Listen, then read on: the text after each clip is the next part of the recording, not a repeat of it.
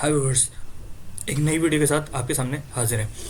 आज हम ये देखेंगे कि सॉर्ट का जो फंक्शन होता है एक्सेल में उसको किस तरह यूज़ कर सकते हैं और किस तरह एक छोटी सी ट्रिक के ज़रिए हम अपना डाटा सबसे पहली वाली ओरिजिनल वाली हालत में आराम से ला सकते हैं। ये हमारा डाटा है, इसमें ये एम्प्लॉय नंबर का कॉलम है, एम्प्लॉय नेम का कॉलम है, टारगेट सेल्स, ये टारगेट है जो टारगेट सेल करनी है, ये एक्चुअल सेल है और ये परसेंटेज अचीव है। अब हमारा डाटा जिस भी फॉर्म में है, मुझे नहीं पता ये किस अरेंजमेंट में है, ठीक है, तो हमें इसी अरेंजमेंट में आफ्टर तमाम अपनी एनालिसिस सॉर्टिंग वोटिंग के बाद हम दोबारा इस फॉर्म में किस तरह ला सकते हैं।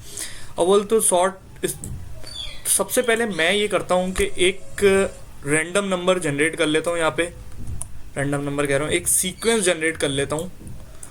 ये मेरी डाटा की ओरिजिनल सीक्वेंस है।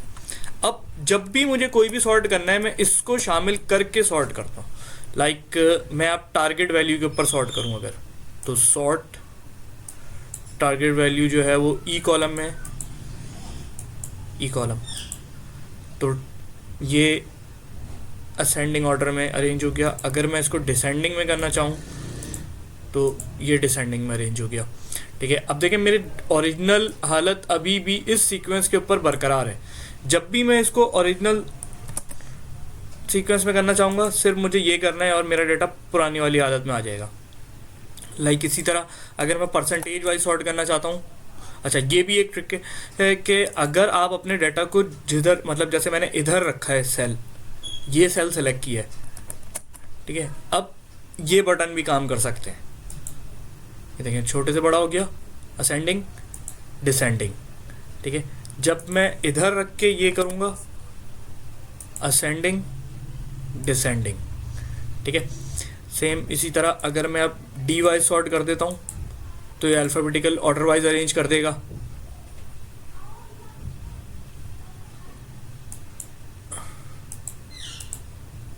अल्फ़ाबेटिकल ऑर्डर वाइज अरेंज कर दिया इसने। और जब कभी भी मुझे इस डाटा को इसके ओरिजिनल फॉर्म में लेकर आना है तो मैं ये जो मेरा सेल्फ एक सीक्वेंस थी उस पर रख के मैं अपने डाटा को अरेंज कर दूंगा। इसकी इम्प्लीमेंटेशन सबसे ज़्यादा मुझे जो यूज़ होती है वो बैंक रिकन्सिलेशन वगैरह में। बैंक का जो डाटा आता था, बैंक का जो स्टेटमेंट आता था एक्सेल फॉर्म में, उस पर मैं ये सीक्वेंस जनरेट कर लिया करता था। उसके बाद मैं अपने डाटा को जिस तरह भी मूव करता रहा हूँ मुझे कोई टेंशन नहीं होती थी। जब मुझे डाटा को ओरिजिनल फॉर्म में लेकर आना होता था तो मैं अपनी इस सीक्वेंस के थ्रू डाटा को ओरिजिनल फॉर्म में ला के देख लेता था। थैंक यू वेरी मच, उम्मीद है आपको वीडियो पसंद आई होगी।